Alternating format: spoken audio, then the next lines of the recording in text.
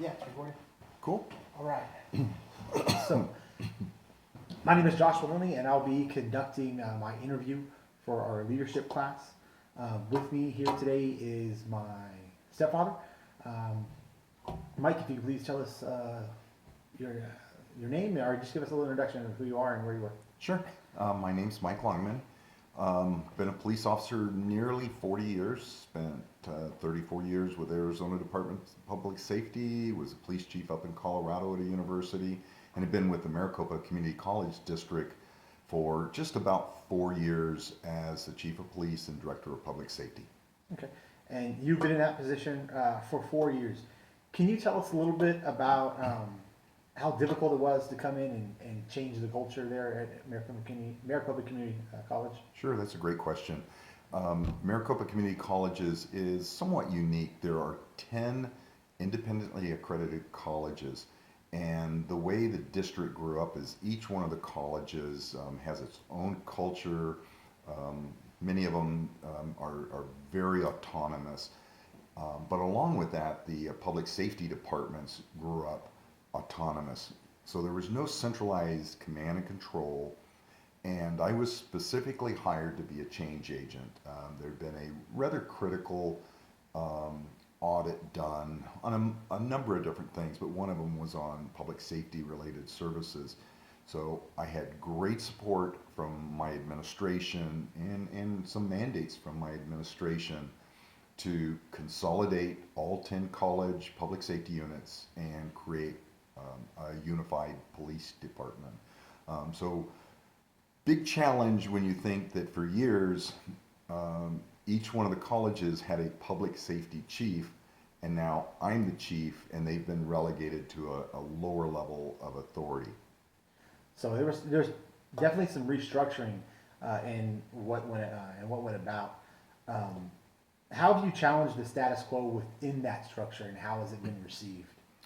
Well, one of the problems when you have 10 independent different public safety units in one organization is there was no standardization, no standardized policies and procedures, no standardized records management systems, no centralized and standard radio communications. So that took a substantial investment from the administration to implement those kind of things. And it's not easy. Change is tough. So really what you got to do is you have to engage the members of the department. And what I have found throughout my career is generally if people know why we're doing things, and if you make sure and you believe it and you convey that their opinion and the things they're suggesting add value, usually you can be successful, but you really have to engage the constituents within your department if you're going to try and make some substantial change. So you definitely got feedback from your employees on what you were doing and what they had done previously to really unify that vision and get cooperation among everybody. Yeah, and I think that's something that leaders find, and sometimes we learn it the hard way, where when you're coming into a new organization, and in this case I had a mandate on what the administration wanted done, but you don't want to come in and portray that what everybody has been doing was wrong. So you really have to package that we're moving into the future. We're in a different day and age on what it takes to keep a college community safe and secure. So really, some of the things early on we talked about is what is our mission? We know we're in the education business, so for us as a police department and a public safety department, we needed to talk about what do we do that adds value to the educational mission.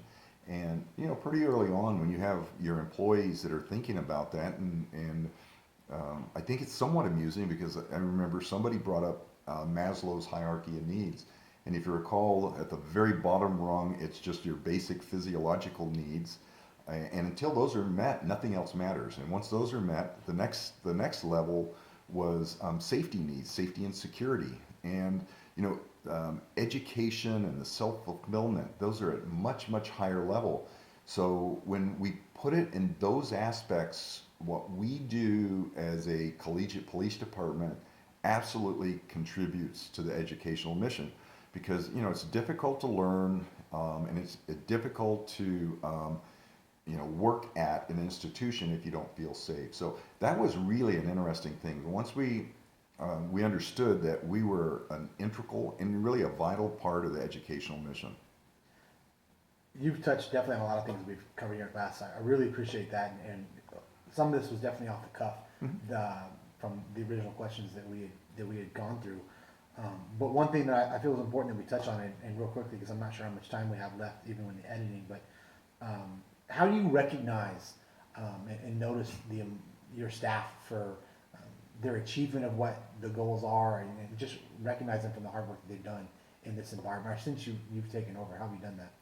And I think that's a really an old leadership philosophy, is that you praise in public, and if you have to correct people, you do it in private.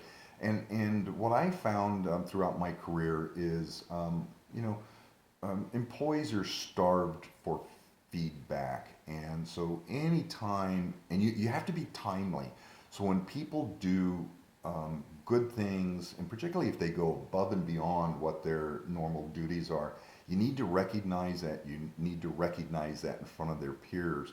One of the challenges you have, though, is what motivates us is different amongst different people. So you have to know your employees too, because where I might think that it would be a really great thing to recognize one of my employees in front of his peers, that may not be what that person really wants. So and it's tough when you have a lot of employees that work for you, and trying to know, what motivates them. Why do they do what they do? How do you keep them engaged? But what I find is, if you're really sincere and you're timely, you can't wait months after something happened and then recognize somebody. So I think it's that being timely, being sincere, and if it's the right thing to do, is recognize them in front of their peers. Well, I tell you what, thank you for your time, and what you've said is definitely rung true through everything that we've studied during this course. So Good. thank you very much. Good luck. Perfect. So then what I'll do is, do you have and that thing better have recorded. Oh yeah, hopefully both of ours do. Yeah, perfect. You know what?